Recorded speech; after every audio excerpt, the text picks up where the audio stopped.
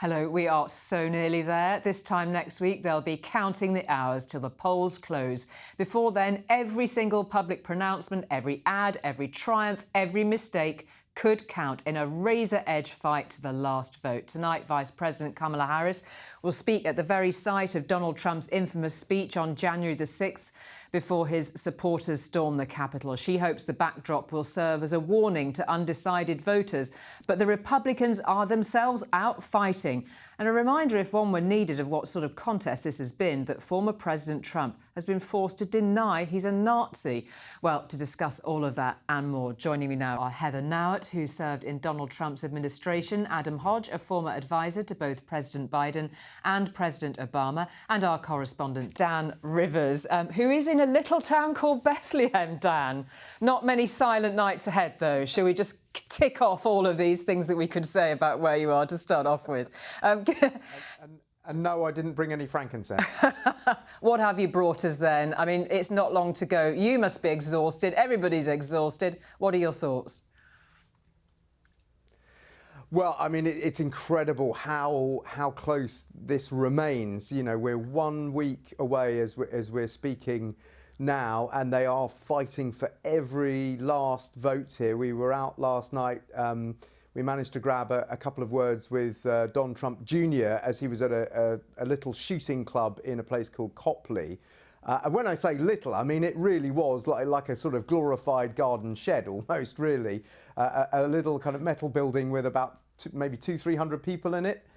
You kind of think that wouldn't be worth his while turning up, but I think that's a sign that they know, you know, if they win over just 2 or 3 people in one of these events, that's important, and that could be critical, because in a place like Pennsylvania, which Joe Biden only won by, 80,000 votes in 2020, you know, probably going to be closer this time. I don't know what the others think, but, you know, this is really going to be fighting for every last scrap here, and they know that these little events in the last dying days of this campaign could be really critical. Yeah, fascinating. We'll drill down into some of the key events of the last 24, 48 hours or so in a minute. But Heather, just to get your first sort of snapshot with 7 days to go, watching that countdown, where are your butterflies in your stomach? What are you thinking? Yeah, well, really looking at everything, Donald Trump seems to have the momentum right now. Now, they're not taking anything for granted. As Dan indicated, they're asking for and they're trying to get every single vote they can because it's just that close. Real clear average of polls has Trump up by 3 points nationally, and the states are about matching. Some of them he's up by, in the battleground states, up by about 2 points, but that's all within the margin of error. So we're really not going to know how this is going to play out until Election Day or a few days after. Hopefully it's not that long. I mean, it's astonishing when you think of all that we've navigated, you know, watching everything from the UK and Dan and his team reporting on the ground there. We've had assassination attempts. We've had the Biden debate where everything changed. We've had that amazing sort of period of the honeymoon for Kamala Harris. And yet here we are, so close in now, and we are almost in this dead heat territory. Adam, what are your thoughts on it? I look back at where we are with the map, and the reality is, like, the campaign is tight and there's an opportunity for both candidates to win it, but it is, quite frankly, an offensive map for Kamala Harris. I mean, in the last week, Donald Trump has having to defend Georgia, Arizona, North Carolina. And I think if you told their campaign, you know, a year ago, if they were still having to travel to North Carolina in the last week, they wouldn't feel too great. From talking to the Harris campaign, they're really confident about the ground game, that we have the infrastructure in place to get people out to the polls. And they are working hand in glove with state and local candidates around the country to help try to power a Democratic surprise in many ways. So they've been clear they're the underdog. They've said it from the beginning, from when she jumped in this race. And I think that is where we are a couple days out. But there's no question they feel confident that they have what it takes to get across the finish line in the last 7 days. Well, it's really interesting. I was just watching your reporting last night, Dan, and I mean, you were finding people who were, that confidence had been a bit shaken, frankly, hadn't it? You saw Kamala Harris on the ground where you were reporting, she was having to reassure people that we're just getting a bit heebie-jeebie-ish in this last stretch. Yeah, I mean, I've seen both sides of the coin in the last week or so. So we've been down earlier in Georgia in a place called Clarkston, where she did one of these huge big rallies in a sports arena with 20 odd thousand people there. It's the traditional sort of Democratic playbook where they bring out the stars effectively. Bruce Springsteen was there. You had Samuel L. Jackson, Spike Lee, Tyler Perry, all these kind of names. And then at another rally, they had Beyonce out on stage as well. So, they're definitely bringing out their kind of big guns, as it were, politically, their stars. Is that enough, though, to push this over the line for Kamala Harris? On the other hand, we've seen Donald Trump holding a rally at Madison Square Garden, a pretty controversial one, and we can get into that about some of the things that were said. But, if you told me, 3 or 4 months ago that I was going to spend a day in the last week of this campaign in New York with Donald Trump, which is, normally going to go Democrat, all day long, I'd think you were mad, But here he is holding a rally there. I think in their heart of hearts, they don't honestly believe they can carry New York as a state. Maybe Heather disagrees, but I think that was more just a kind of statement, really, that, it was partly about fundraising, it was partly about prestige. He's come from New York, that's where he built his empire, and he wanted to say, here I am in the most famous music venue in America, arguably, and I can fill it and still have people queuing around the block. Heather, what would you say to that? Yeah, I mean, he was able to assemble a diverse audience, a diverse group of people from all backgrounds, all parts of the state and elsewhere, of course, too, to come into the heart of New York City. New York City is known to be a pretty liberal state. I don't think he'll carry the state. But the point is, he's asking for every vote. And to show up and bring together that broad-based coalition of people is really part of his message. And you see the enthusiasm there. Now, when it comes to celebrities, Democrats are always going to have more celebrities than Republicans do. That's been the case for many, many years, and probably all of time. But, he still has some great folks behind him who have a broad, loyal following, including Elon Musk and Dana White, the wrestler, and the race car driver Danica Patrick is out with Lara Trump in Arizona right now, where they're talking to women voters, trying to gin up the female vote. So you have a lot of people behind him. You have that enthusiasm, and they're not giving up. And his final message is this: Harris broke it, I'm going to fix it. And to a lot of American voters, they look at the past 4 years, and I know, of course, Adam will disagree with me, but they'll say the economy was better. We were richer 4 years ago. Immigration wasn't as bad or as big of a problem as it is today. Under Trump, no new wars were started, versus look at the world today. So those are some strong selling points for American voters. And I think Harris has just not been able to close it yet. OK, Adam, how would you respond to Heather on that? And then we'll start drilling down onto some of the things that we've heard in the last 24 hours or so. Yeah, well, I think we all can remember 4 years ago, we were all locked in our houses wearing masks from a pandemic that Donald Trump couldn't get under control. So there's no question we're better off than we were 4 years ago. And you've seen that drip into the closing argument that Kamala Harris and the campaign has made. But starting tonight, they really are in the last closing stretch of the campaign. And she's giving what is her closing argument speech at the site of the January 6th rally that Trump had 4 years ago, making the clear contrast between what the directions of the country have and the choice that voters have. There's no question that there's a choice between chaos and division, and you don't have to look any further than Donald Trump's rally at Madison Square Garden, where his supporters, made racist insults about Puerto Ricans and Black folks, to Kamala Harris talking about a broad, diverse coalition that she wants to bring to the table. And as the prosecutor, she's going to deliver her closing argument to the people and then hit the road and barnstorm the country for the last 8 days. Okay, I think that the campaign feels really strong about where we are. OK, well, let's that's a good leaping off point, because we're going to have a look in a bit more detail at what happened at Madison Square Garden, the fallout from that, and also talk a bit about this speech that she's making at the Ellipsis tonight. So while both candidates are looking ahead to the final few days, that backlash is continuing after Donald Trump's rally at New York's Madison Square Garden. Podcaster Tony Hinchcliffe came under fire for his inflammatory comments made about Puerto Rico in the opening speech. Here's a reminder of some of the controversial moments of that event. There's literally a floating island of garbage in the middle of the ocean right now. Yeah. I think it's called Puerto Rico. Kamala Harris, she got 85 million votes because she's just so impressive. As the first Samoan, Malaysian, low IQ, she is the devil, whoever screamed that out. She is the Antichrist. Her and her pimp handlers will destroy our country. So that's a selection of some of the real low points, it has to be said, at that rally. Dan, and you were there. What was it like being in the room?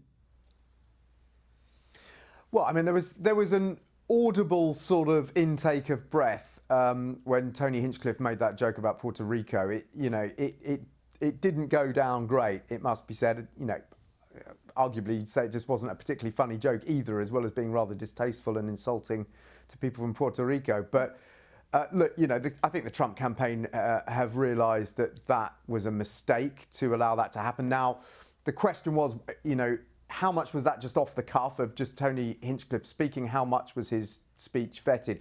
I did notice that he took out a piece of paper and seemed to be kind of reading off a piece of paper rather than an auto cue for his sort of stand-up routine.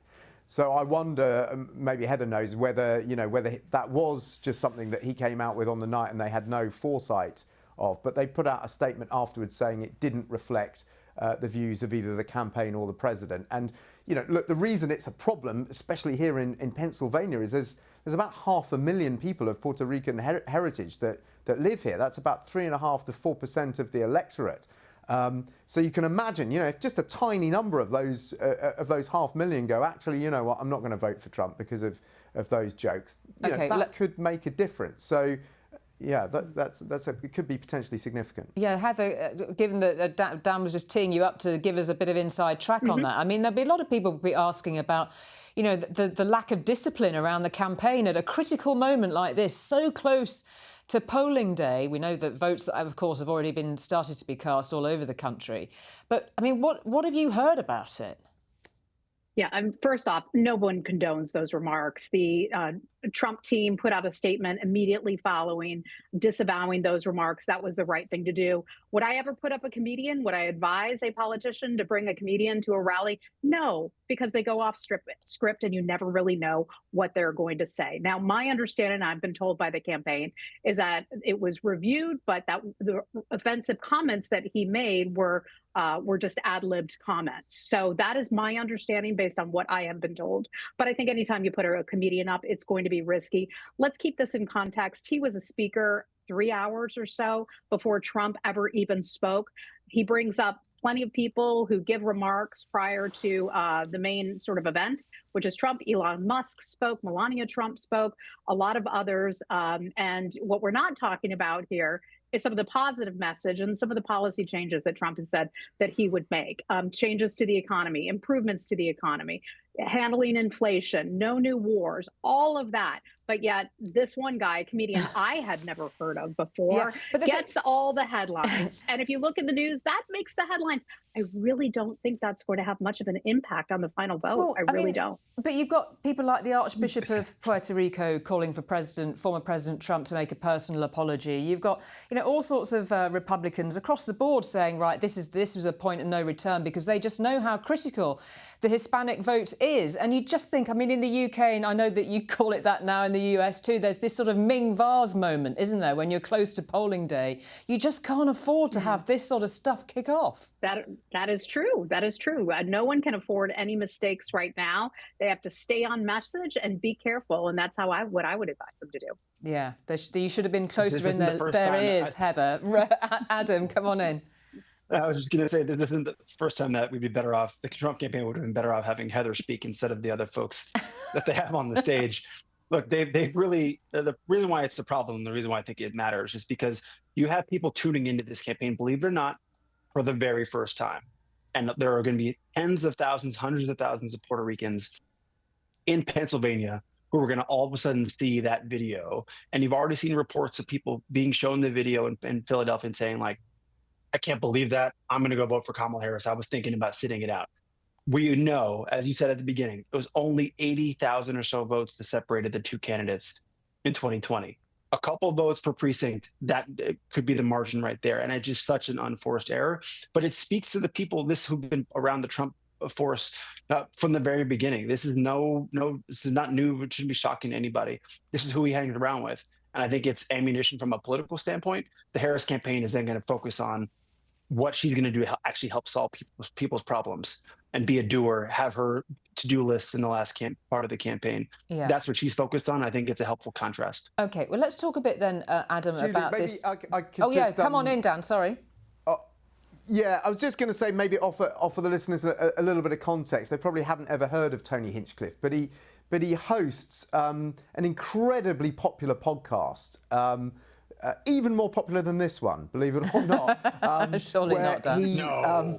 Where he sort of people come on and they try and do stand-up comedy and try and make him laugh. Basically, it's called Kill Tony, and I presume part of the strategy was to capture some of that huge, tens of millions of people that listen to that podcast.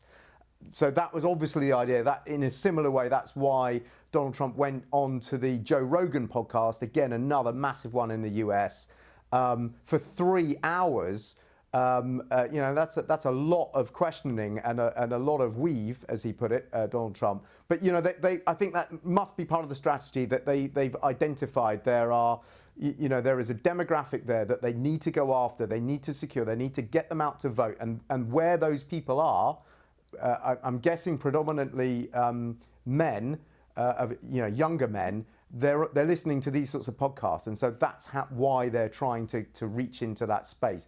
Unfortunately, in this case, it may have backfired. OK, let's just move on and come back to Adam and talk about this speech that Kamala Harris is making at the Ellipsis this evening. And I know this is a podcast that people will tune into during the week, so, let's see what she's got to say. But it's interesting, isn't it, that she's going to posit her closing arguments. This is a very significant spot on which to make a speech. It's obviously there to press those buttons about reminding people about what happened on January the 6th, 21 and the Capitol Hill riots. But I suppose I just wanted to ask you about these closing arguments and where she stands at that point.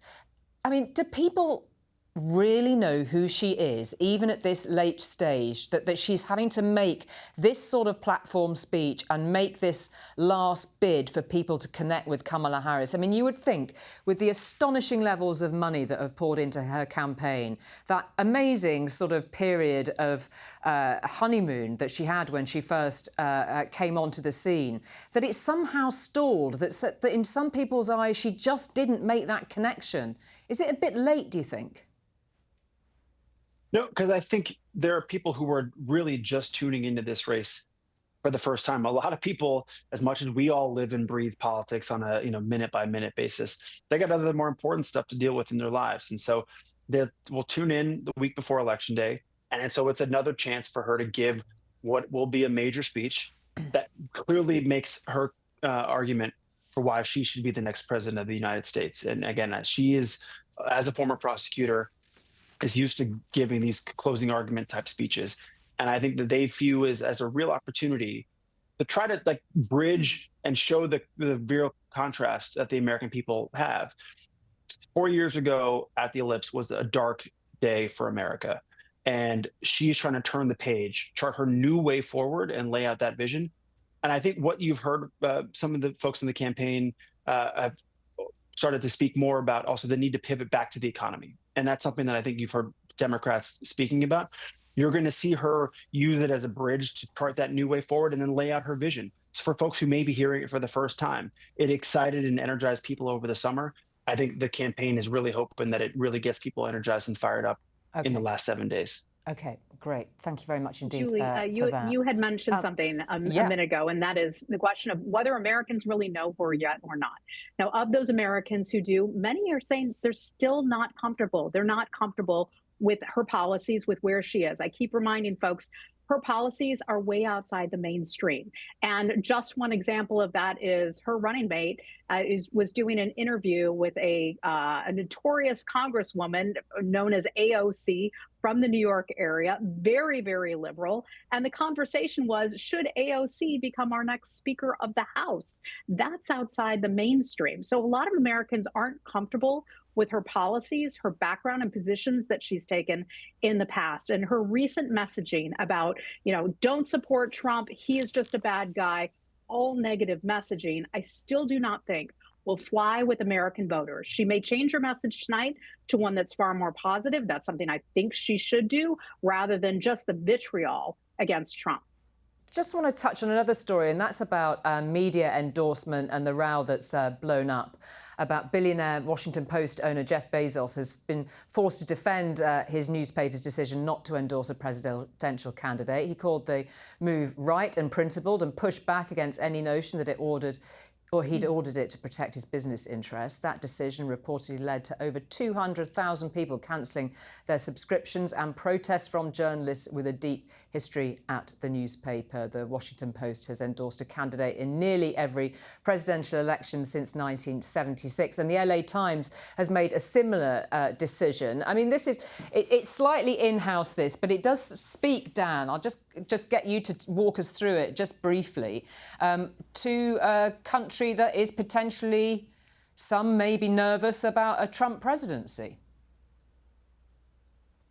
Yeah, I mean, look, trying to put this in as sort of simpler terms as possible, I think the accusation here that would be denied by Jeff Bezos is that he is in some ways hedging against the possibility of a Trump presidency by not having the paper he owns, the Washington Post, endorse Kamala Harris. And so, normally the Washington Post in previous recent elections would have come down on the side of one candidate or the other. It hasn't always, going back historically, actually, but certainly recently it has. This was a break with recent precedent and caused absolute uproar in the Washington Post newsroom. 3 of the 10 members of the editorial board, the sort of grandees of the paper, resigned from that board. As you say, tens of thousands, hundreds of thousands of people are cancelling their subscription. So a huge, big story. At the centre of it, a Brit as well, who is the editor, Will Lewis, as well, who apparently didn't know this was coming. So massive story, and it plays into the wider narrative of, did Jeff Bezos do this because he thinks that Trump's going to win and therefore he doesn't want to annoy him right ahead of Trump coming into power and, possibly offering tax cuts and so on. Yeah, LA Times has made the same decision. Should say New York Post gone for Trump. The Atlantic, I was just reading, has gone for Kamala Harris. Just a quick check-in with both you, Adam, and Heather about this. Heather, what's your take on it? Yeah, look, I don't think endorsements mean that much. I think the Washington Post has endorsed one Republican since 1976. Everyone knows how these newspaper endorsements are going to go. It's always for the Democrat. So there's nothing really informative for the American public anymore. I don't think that editorial pages should endorse candidates because it's always one-sided. And that's part of the reason that Americans have gone more to podcasts and listening to other platforms and reading alternative site or looking at alternative sites for news because they're not trusting the mainstream media anymore. I don't think this will really have an impact. The Minneapolis Star-Tribune, Tim Walz's own hometown paper, declined to endorse someone as well. So I think we're going to see more of this as more Americans turn away from traditional news outlets. Do you think that's the reason, Adam?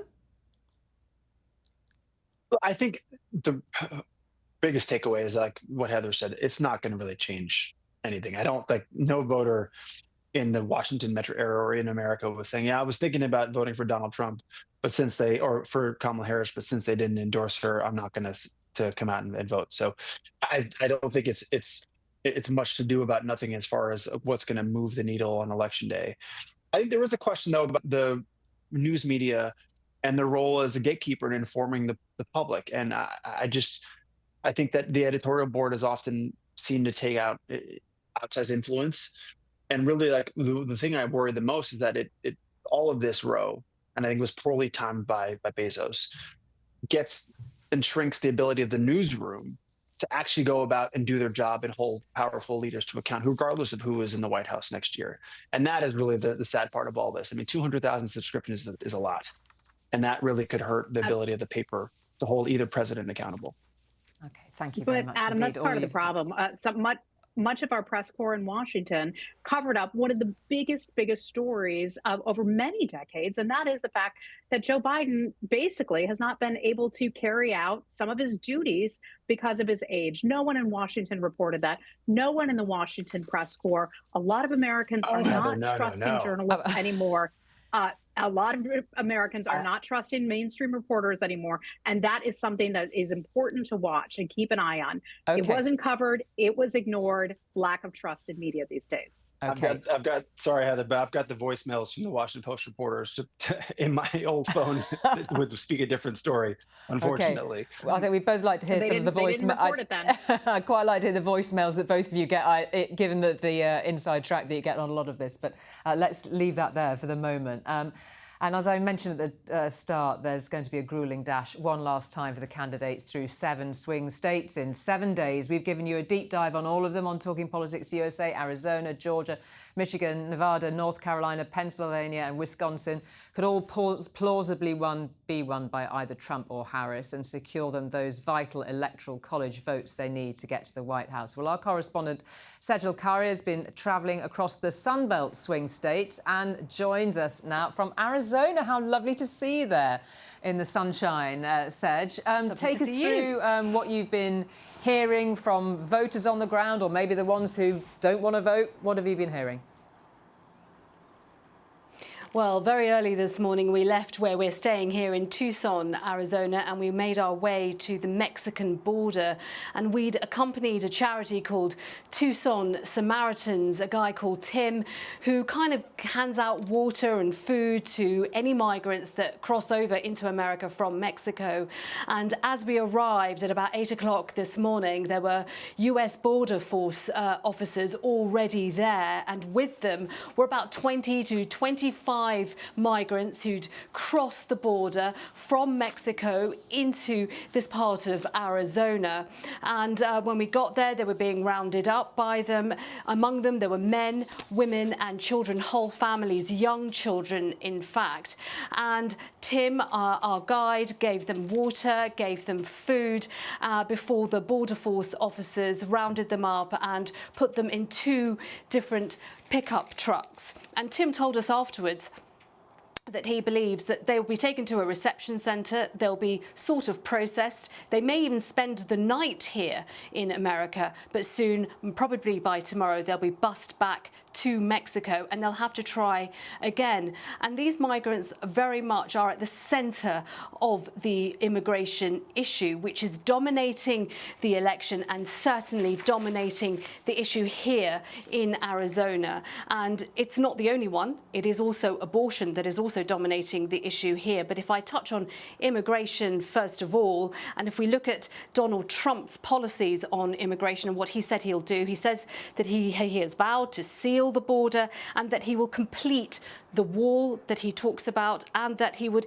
increase enforcement. But he would also do what he says, implement what he calls the largest mass deportation of undocumented migrants in US history. Now, his message is resonating with voters here in Arizona. Kamala Harris has also promised to tighten border regulations, and she's also promised to do more to tighten and stop migrants crossing the border. But her message isn't coming across, isn't cutting through quite as much as Donald Trump's here in Arizona. And I think that's because that many voters blame her for what they see as Joe Biden's failed policies on immigration. So she's taking a completely different tack here, and this is where the abortion issue comes into play. She's basically trying to appeal to voters who really support abortion rights, and she feels that's where she polls best, and that's where she feels that she could perhaps steal some of the votes here in Arizona.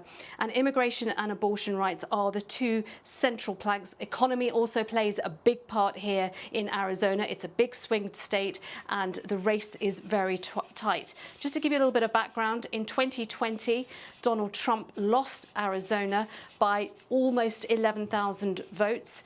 Joe Biden won this state for the first time for the Democrats since Bill Clinton in 1996. Both the Democrats and Republicans will want this state. Indeed. All right. That's a great update and a quick canter through all the top issues there. And I know you'll be reporting from swing states and more on our bulletins later in the week as well, Sejal. Thank you very much indeed for that. And I think that's just about time, all we've got time for. I mean, we could just spend so much time reading the tea leaves, as a Brit would say, ahead of the next 7 days. But it's going to be a thriller for sure. So thank you, Adam, Heather, Dan. I'll let you get back to keeping your ear to the ground for all of us. And we'll check in with you as soon as we possibly can. Really great to get your commentary and insight, as ever, on Talking Politics USA. That is all we've got time for. We'll be posting new episodes throughout the next crucial week for you to watch on ITVX and listen to on your favourite podcast platform. Plus, join us for special overnight coverage as the results start to come in. But for now, from all of us here on Talking Politics USA, bye-bye.